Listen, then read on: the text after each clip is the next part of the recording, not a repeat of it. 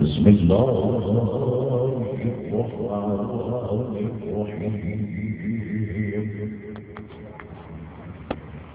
لقد جاءكم رسول من أنفسكم عزيز عليه ما عنتم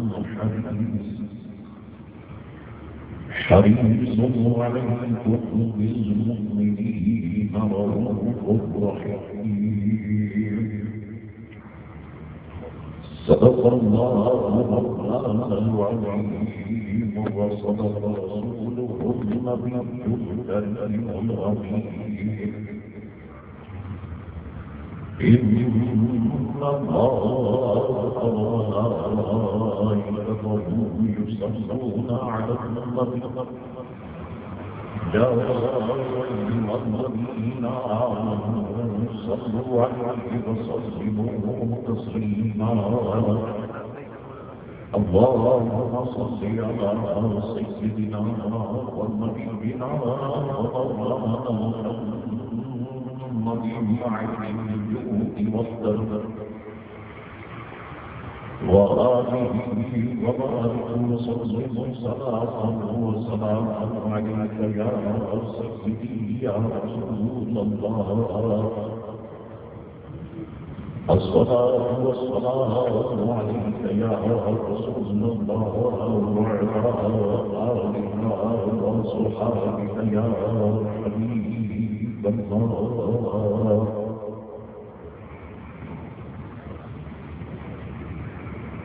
اللہ تبارک و تعالی کی فضل و ثنا اور کی گہرائیوں سے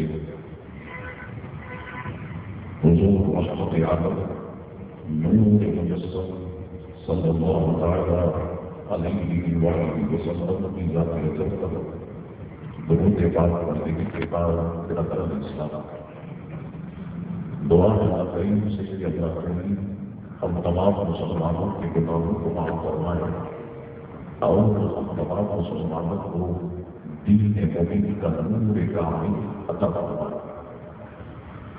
سب سے پہلے تو میں جماعت اہل سنت کے اس علاقے کے تمام ذمہ داران کا مقبول مشہور اور خلاف تحصیل پیش کرتا ہوں جنہوں نے اس جگہ پر میں کے میلاد کو نبی کی اور اس محفل کے لیے بہت سارے محنت اور کاوشیں درکار ہوتی ہیں. وطن و شکن اتنے کارکنان ہیں انہوں نے اس میں بڑھ چڑھ کے حصہ لیا اور یہ پیاری سی محفل میلاد آپ کے سامنے منعقد ہے۔ آپ تمام حضرات کا بھی ممنون مشکور کہ آپ نے اپنا قیمتی وقت نکالا اور اس میلاد شریف کی محفل میں آپ موجود ہیں۔ مجھے فقیر حقیر سے کہا گیا کہ آپ نے کچھ عرض کرنا ہے تو میں آپ کی خدمت میں حاضر ہوں۔ میں نے قرآن کریم و فرقان حمید کی جو آیت مقدسہ خطبہ شریف کے بعد تلاوت کی، وہ واضح الفاظ میں حضور کریم علیہ الصلوۃ والسلام کا میلاد شریف بیان فرما رہی ہے۔ اور میلاد شریف کی باتوں میں یہ بھی ذکر ہوتا ہے کہ حضور ایسے تشریف لائے اور اس شام سے حضور تشریف لائے تو قرآن کریم و فرقان حمید کی آیت مقدسہ بالکل واضح الفاظ میں بتا رہی ہے کہ حضور تشریف لائے تو کس شام شوقت سے تشریف لائے اور حضور کریم علیہ السلام کی خوبیاں اور کمالات کیا کیا ہے۔ ارشاد اللہ تعالیٰ ہوا لقد جاءکم رسول، یقینا میں نے مسلمان تمہارے پاس تشریف لائے ہونے کی شاندار رسول میں کہوں کو سے یہ تمہیں سے آیا عزیز علیہ ما عنتم، تمہارا مشرف میں پڑھنا ہمارے عظیم رسول پہ بڑا کرام ہے۔ حریص علیکم، تمہاری کمائی کی چاہنے والا بالمؤمنین رؤوف رحیم، کہ جنہیں ہمیں سارے مسلمانوں کے لیے رؤوف رحیم بناتے ہوئے جائے۔ اور فرمایا کہ قرآن مجید و قرآن حمید میں اس انداز سے اللہ کے محبوب کا میلاد شریف ذکر فرمایا۔ ابھی آیت کے مقدسہ سے پہلے میں محبوب سے وقت میں چند باتیں آپ کی روز گزار کرتا ہوں۔ مثلا غور فرمائیے کہ فرمایا گیا کہ لقد جاءکم رسول، اے مسلمانوں تمہارے پاس تشریف لائے ایک شاندار رسول۔ یہاں حضور کے لیے قرآن مجید و فرقان حمید نے جاء استعمال فرمایا کہ لقد جاءکم رسول۔ یہاں پر توجہ کی بات یہ ہے کہ جس وقت ہم دنیا میں آئے تو ہماری دنیا میں آنے کو یا تو پیدائش کہا گیا یا پھر ولادت کہا گیا، لیکن جب قیامت مصطفیٰ دنیا میں آئے تو پورے قرآن کا مطالعہ کر لیں کہ قرآن مجید کو فرقان حمید نے کہیں جا فرمایا، کہیں پر ارسلہ فرمایا اور کہیں پر حضور کے لیے معاملہ فرمایا۔ اس کی وجہ کیا ہے؟ تو ذہن میں رکھیے گا کہ اس کی وجہ یہ ہے کہ ہم جتنے لوگ آئے ایک خاص وقت کے لیے ہم آئے اور پھر وہ وقت گزارنے کے بعد ہمیں اس دنیا سے چلے جانا ہے۔ یعنی آسانی سے یوں سمجھیے کہ ہمارے لیے فوج بھی ہے اور ہمارے لیے فوج بھی ہے، ہم نے پڑھنا بھی ہے اور پڑھنے کے بعد دنیا سے جانا بھی ہے۔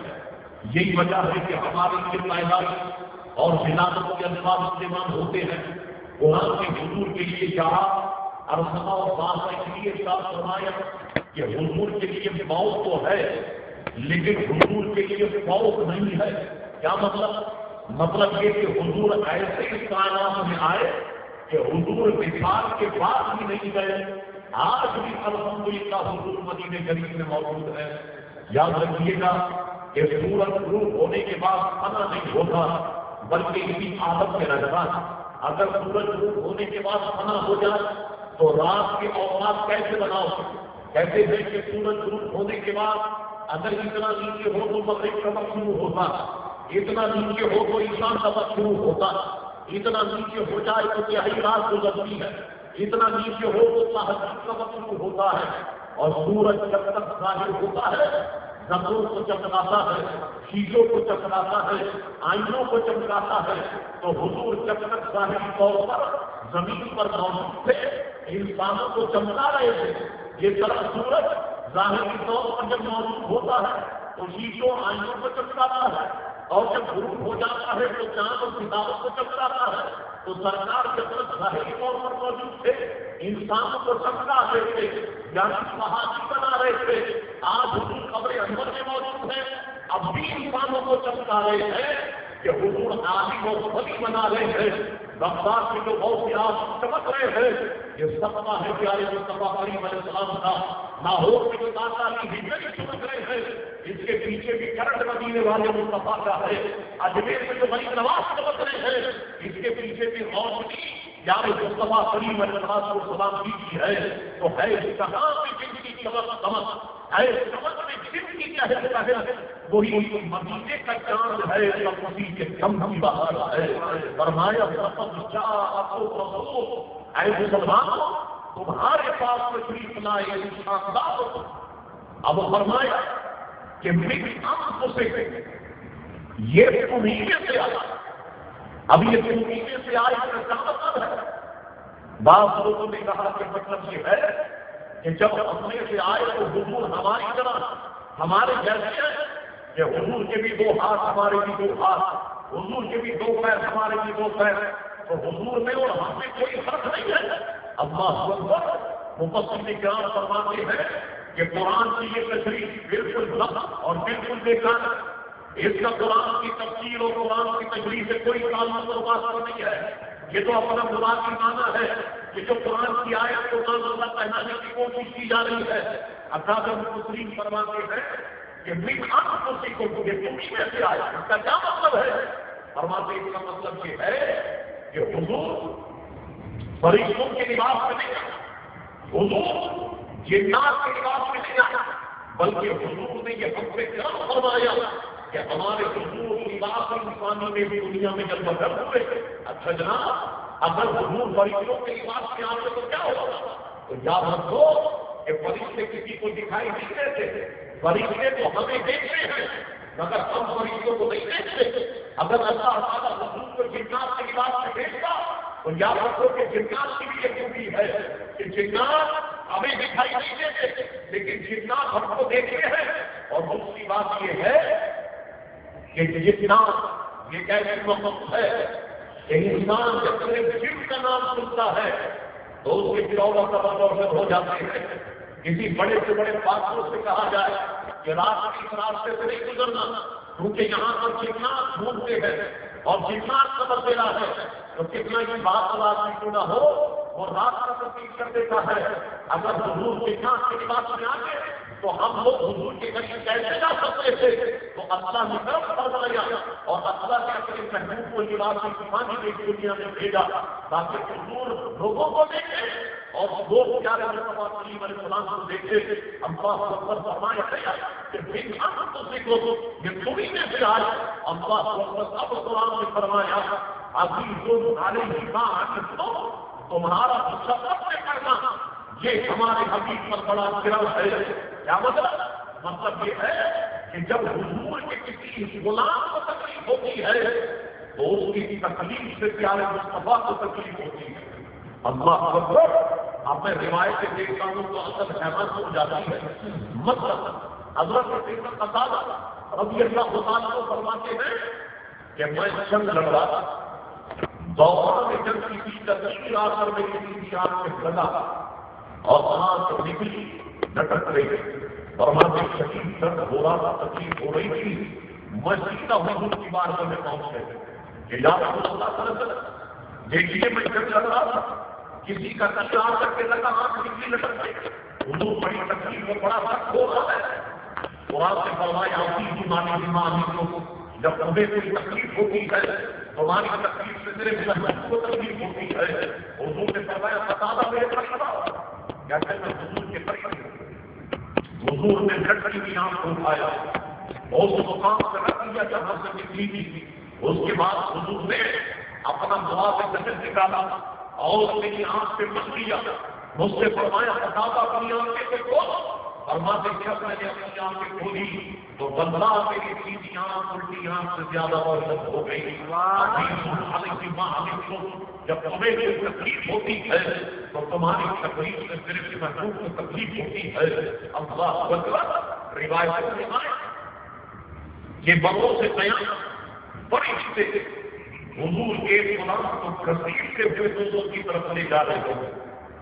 حضرت آدم علیہ السلام اس منظر کو دیکھ رہے صدا لگائیں یا رسول اللہ یا رسول اللہ. حضور کریم علیہ السلام حضرت آدم علیہ السلام کے بعد کیا ہوا یا رسول اللہ صلی اللہ علیہ وسلم آپ کے قرآن کو طریقے سے کثیر سے ہوئے دوستوں کی طرف لے گئے. حضور کریم علیہ السلام ہمارے ساتھ میدان محشر میں بغیر نامین سے دوڑے اور مریضوں کے پاس کہ مریضوں اس کو کہا کہ مریض یا رسول اللہ یہ گناہگار ہے بدکار ہے ریاکار ہے ہم اسے دوزخ کی طرف لے جا رہے ہیں. حضور کریم علیہ السلام فرمائیں گے کہ پہلے میرے سامنے سے میزان نظر پڑتا اس کے گناہوں سے کیوں کہ میرے سامنے تو اللہ کا حکم ہوگا فرشتوں کو جیسا میرا محسوس کہتا ہے ویسا ہی کرو. چنانچہ فرشتے لے آئیں گے میزان نظر کے بعد اور اس کے گناہوں کو ترازو کے ایک پلڑے میں رکھا جائے نیکیوں کو دوسرے پلڑے میں رکھا جائے. اس کے گناہ کی زیادہ ہوتی نیکی کم ہوگی تو گناہوں کا پلڑا ہو جائے گا. فرشتے کریں گے یا رسول اللہ تو پہلے کہتے تھے یہ گناہگار ہے بدکار ہے ریاکار ہے. اللہ اکبر کی بات میں آیا کہ حضور کریم علیہ السلام اپنی جیب کاغذ سے کاغذ سے ٹکڑا نکالیں گے اور نکالنے کے بعد جب نیکیوں والے پلڑے میں سرکار رکھیں گے تو یہ نیکیوں کا پلڑا چھپ جائے گا گناہوں کا ہو جائے گا. سہائے بلند ہونے لگ جائیں گی یہ مسلمان تو کامیاب ہو گیا. اب وہ حضور کے قدموں میں دوڑنے لگ جائے گا. عرض کرے گا میرے مہمان آپ نے بہت احسان فرمایا کہ آپ نے میرے نیکیوں کے پلڑے کو وصول کر دیا لیکن یا رسول اللہ یہ تو فرمائیے کہ نیکیوں والے پلڑے میں جو آپ نے کاغذ کا ٹکڑا رکھا اس میں کیا لکھا ہوا تھا. حضور فرمائیں کہ کیا کر میرے غلام پورے دنیا میں ایک مرتبہ کاغذ پر میرا نام لکھا اور اس نام کے آگے اس پر درود لکھا. یہ وہی کاغذ کا ٹکڑا ہے جو میں نے میرے نیکیوں والے پلڑے میں ڈال دیا ہے. جب تمہیں کوئی تکلیف ہوتی ہے تو تمہاری تکلیف سے میرے محبوب کو تکلیف ہوتی ہے. اللہ قرآن نے فرمایا ہر تمہاری بھلائی کی چاہنے والا یاد رکھو. اس دنیا میں ہم دیکھتے ہیں تو کوئی دولت کا حریف ہے کوئی رشتے دار کا حریف ہے کوئی بیوی بچوں کا حریف ہے کوئی فائدے کا حریف ہے لیکن پیارے مصطفیٰ کا حریف ہے تو صرف ہم غلاموں کے حریف ہے. یہی وجہ ہے کہ میدان محشر میں فرما رہے ہوں گے انا لہا اے غلاموں آؤ میں تمہارے لیے ہوں غلام آؤ میں تمہارے لیے ہوں. اقابل تفصیل فرماتے ہیں کہ یہ حدیث بنا ہے عشق سے اور اس کا معنی ہے کہ کتنا فرق فرماتے حضور ہمارے ایسے حدیث ہے کہ جب حضور غلاموں کو دیتے ہیں تو دیتے ہی چلے جاتے ہیں حضور کا دل نہیں بڑھتا. اور ہم غلام کی حدیث ہے ہماری نسلیں کی حدیث ہے ہمارے ماں باپ کی حدیث ہے. ہم تو حضور سے دے رہے ہیں ہماری اولاد بھی انشاءاللہ حضور سے دے بھی چلی جائے گی. نہ ہمارا دل بڑا ہے نہ ہماری اولاد کا دل بڑھے گا. ہم بھی حضور سے لے گئے. اللہ اکبر. اب حضور یہ کرام فرماتے ہیں کہ دیکھو دنیا کے امیروں کی خرابی یہ ہے کہ وہ جب بھی دیتے ہیں غریبوں کو بلا کر کے دیتے ہیں اور پیارے مصطفیٰ کی یوں بھی یہ ہے کہ وہ جب بھی دیتے ہیں ان غریبوں کے پاس آ کر کے دیتے ہیں میرے غریب سے گھر قطرہ کسی نے مانگا دریا بہا دیے ہیں روپے بڑھا دیے تھے. اللہ اکبر کی شان ہے پیارے مصطفیٰ کریم علیہ السلام کی وہ جذب سنو الى خیال الکتب جس کا دوسرا نام تاریخ مدینہ موقع صلی اللہ حضرت شاہ صلی اللہ علیہ وسلم اس کتاب میں حضور کا واقعہ ذکر کیا. فرماتے ہیں ایک بزرگ تھے جنہوں نے مدینے شریف پہنچے تین دن ان کے پاسوں سے گزر کہیں سے کوئی مہمان نہیں مل جا، کوئی کھانے کو نہیں دے، بڑے پریشان ہو گئے اور سیدھا حضور کریم علیہ السلام کی مزار شریفہ پر حاضر ہوئے اور عرض کرنے لگے یا رسول اللہ صلی اللہ علیہ وسلم دیکھیے 3 دن ہو گئے مدینہ شریف میں آج کل مہمان کوئی کھانے کو نہیں دے رہا۔ اللہ کو بڑی معاملہ پیش کیا اور مزار شریفہ سے تھوڑا فاصلے پر بیٹھ اچانک نیند لگ گئی، ادھر سر کی آنکھیں بند ہوئی اور ادھر دل کی آنکھیں کھل گئی۔ پیارے مصطفیٰ صلی اللہ علیہ وسلم آپ سے تشریف لے آئے، حضور نے فرمایا اتنی جنا بھوک لگی ہے؟ جی حضور بھوک لگی ہے۔ فرمایا کچھ کھاؤ؟ جی حضور کچھ کھانا۔ فرمایا روٹی کھاؤ؟ جی حضور روٹی کھاؤ۔ فرماتے خواب میں حضور نے مجھے گورے گورے ہاتھوں سے روٹی عطا کی، میں نے آپ کی روٹی حضور کو دیکھتے ہوئے کھایا۔ جب آپ کی روٹی میں کھا چکا تو اچانک میری آنکھ کھل گئی۔ فرماتے جب میں نے اپنے ہاتھوں کی طرف دیکھا تو بقیہ آپ کی روٹی میرے ہاتھوں میں موجود تھی۔ دنیا کے امیروں کی خرابی یہ ہے کہ وہ جب بھی دیتے ہیں غریبوں کو بلا کے دیتے ہیں، اور پیارے آخر کی خوبی یہ ہے وہ جب بھی دیتے ہیں وہ غریبوں کے پاس آ کر کے دیتے ہیں۔ قرآن حکیم کو قرآن حمید نے اب فرمایا کہ پھر نہیں نہ یہ رسول ہے کہ جنہیں ہم نے سارے مسلمانوں کے لیے ہم کو مہین بنا کے بھیجا ہے۔ یا رسول مسلمانوں یہ حکم بھی اللہ کا نام ہے اور رحیم بھی اللہ کا نام ہے۔ حضرت آدم سے لے کر عیسیٰ علیہ السلام تک بے شمار انبیاء مرسلین آئے، لیکن اللہ تعالیٰ نے جو 2 نام کسی بھی نبی کو عطا نہیں کیے، لیکن جب اپنے حبیب کی بات آئی تو پیارے مصطفیٰ کو یہ بہت نام بھی اللہ سے دے دیا، رحیم نام بھی دے دیا۔ اب علماء کو کہتے تھے کہ حضور بہت کس پر ہے تو رحیم کس پر ہے، تو بات ایک نے کہا کہ جو لوگ حضور کو دیکھ کر حضور پر ایمان لائے سرکار ان پہ روک ہے، اور جنہوں نے نہیں دیکھے میں دعا کرتا ہوں کہ اللہ ہمیں بھی اپنے حبیب کی زیارت سے نواز دے۔ جو لوگ حضور کو دیکھ کر حضور پر ایمان لائے سرکار ان پہ روک ہے، اور جو لوگ بغیر دیکھے حضور پر ایمان لائے سرکار ان پہ رحیم ہے۔ خاص حکیم نے کہا جو حضور کی امت کے نیک لوگ ہیں سرکار ان پہ روک ہے، اور جو حضور کی امت کے گناہگار ہیں سرکار ان پہ رحیم ہے۔ تو آپ کے مطلب یہ ہے اب ہم سب کا معاملہ ہے 2 رحیموں کے پاس، ایک حضور کی ذات ہے اور دوسری اللہ تبارک و تعالیٰ کی ذات ہے۔ میں آپ سے کہتا ہوں مجھے بتائیے کہ روز قیامت روز محشر ہم جتنے لوگ بیٹھے ہیں اللہ تعالیٰ ہم سب کا معاملہ کر ہماری ماؤں کے حوالے کر کہ تمہاری ماں جو فیصلہ کرے گی مجھے منظور ہے۔ مجھے بتاؤ کیا ہماری ماں ہمیں دوزخ میں ڈالے؟ وہ تو آنکھ میں ڈالے، وہ تو جہنم میں ڈالے، کبھی نہیں ڈالے گی۔ تو حضور کی ذات ماں سے زیادہ رحیم و کریم ہے اور اللہ کی ذات حضور سے زیادہ رحیم و کریم ہے۔ مجھے کبھی امید ہے کہ اللہ تعالیٰ اپنے حبیب کے صدقے ہمارے گناہوں کو معاف فرما دے گا۔ تو یہاں پر جماعت اہل سنت کے زیر اہتمام کہ جس میں آپ یہاں پر موجود ہے، میں آپ تمام حضرات سے کہتا ہوں کہ خدا کے لیے اپنے گھروں پر ایک سب پر ضرور لگائیے، اپنے گھروں کو برقی حکموں سے ضرور روشن کیجیے، اپنی گلیوں کو اپنے محلوں کو آپ ضرور روشن کیجیے، کیونکہ میلاد منانا الحمدللہ یہ ہم سنیوں کا شعار ہے، ہم سنیوں کی نشانی ہے، اور سنی کا گھر بلڈنگ میں نظر آنا چاہیے کہ یہ عاشق رسول کا گھر ہے۔ سنی کا محلہ سنی کی گلی نظر آنی چاہیے، یہ سنیوں کی گلی ہے، یہ سنیوں کے محلے ہیں۔ اور الحمدللہ میں کہتا ہوں کہ آج ملک پاکستان میں اگر کوئی غیر ملکی آ جائے، امریکی یا کوئی ہو، وہ آ کر کے یہی کہے گا کہ یقیناً یہ پورا ملک پاکستان جاؤ بندہ کہنے والوں کا ملک ہے۔ الحمدللہ کراچی سے لے کر کشمیر تک بے شمار خلافت چڑھاتا ہے۔ اور میں آپ کو کہتا ہوں کہ خدا کے لیے اپنے اندر اتحاد یکجہتی کو پیدا کیجیے۔ جہاں پر میلاد مصطفیٰ علیہ السلام کی محفل منعقد ہو، خدا کے لیے اس میں شرکت کیجیے اور اس محفل کو کامیاب بنائیے، اپنے گھروں کے اندر محفل منعقد کریں۔ چھوٹے کلاس وغیرہ رکھتے ہیں، خود ناز شریف پڑھے، اپنی اولاد سے ناز شریف پڑھا، میلاد حضور کا منانا۔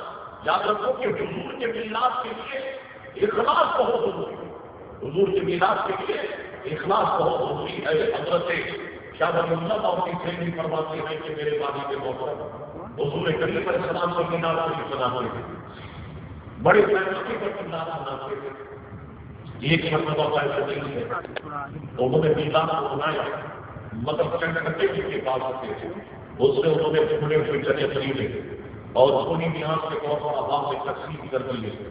رات تک سوئے تو خواب میں کیا دیکھتے ہیں کہ وہی بھولے ہوئے چنے حضور کے سامنے موجود ہے اور حضور کریم علیہ السلام سے خوشی کا اظہار فرما رہے ہیں۔ ماننا پڑے گا کہ اخلاص اس کے لیے بہت ضروری ہے۔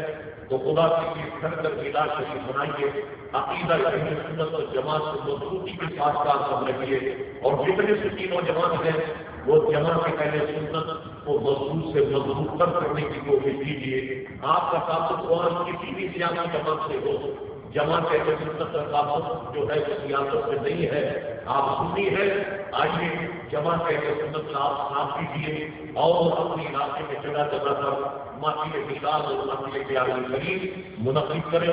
اللہ تبارک و تعالی ہم سب کا حافظ و ناصر ہو۔ وآخر دعوانا ان الحمد للہ رب العالمین۔